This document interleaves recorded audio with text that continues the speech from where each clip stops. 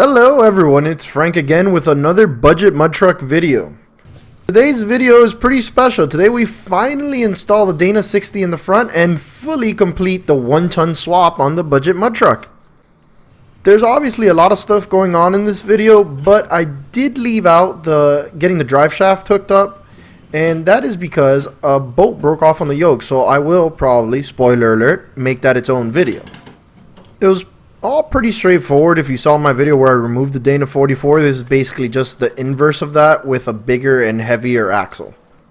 I kept the steering linkage from the 1500 because it was basically the same other than the stabilizer, and I ended up not even installing a stabilizer on it anyway. I may do that in the future, but not at this moment. I did, however, use the sway bar, the coilovers, and the shocks from the 3500, and I kept the coil spacer that I had from the 1500 because I don't want to lose that extra lift. So I'll just stop talking now so you guys can enjoy the video, and I'll catch up with you guys at the end of it.